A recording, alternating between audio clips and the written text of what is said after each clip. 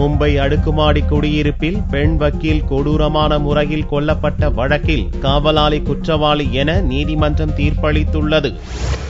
மும்பையின் வடாலா பகுதியில் உள்ள ஹிமாலயன் ஹைட்ஸ் என்னும் அடுக்குமாடி குடியிருப்பில் பல்லவி என்ற 25 வயது வக்கீல் வசித்தார். தேசிய அளவில் நீச்சல் வீராங்கனையாகவும் திகழ்ந்த பல்லவி 2012ஆம் ஆண்டு ஆகஸ்ட் 9ஆம் தேதி தனது வீட்டில் மர்மமான முறையில் கொல்லப்பட்டு கிடந்தார். பல்லவி அழகில் மயங்கிய குடியிருப்பு வளாக காவலாளி சஜித் அகமது பதான் என்பவன் அவரை கற்பழிக்கும் நோக்குடன் நள்ளிரவில் நுழைந்துள்ளான். பல்லவி எதிர்த்து சண்டையிடவே கத்தியால் சரமாரியாக குத்திக் கொன்றது போலீஸ் விசாரணையில் தெரிய வந்தது. பெரும் பரபரப்பை ஏற்படுத்திய இந்த கொலை வழக்கு மும்பை செஷன்ஸ் நீதிமன்றத்தில் நடந்து வந்தது. திங்களன்று நீதிபதி தீர்ப்பளித்தார். அத்துமீறி வீட்டில் நுழைந்தது, கற்பழிக்க முயன்றது, கொலை போன்ற குற்றச்சாட்டுகளில் சஜித் குற்றவாளி என்று நிரூபணம் ஆகியிருப்பதாக நீதிபதி தனது தீர்ப்பில் கூறியுள்ளார். தண்டனை விவரம் ஜூலை 3ஆம் தேதி அறிவிக்கப்படும் என்றும் நீதிபதி தெரிவித்தார். மத்திய விவசாய அமைச்சகத்தில் இணை செயலராக பணியாற்றி வரும் பல்லவியின் தந்தை அடானு புர்கயஸ்தா கூறுகையில்,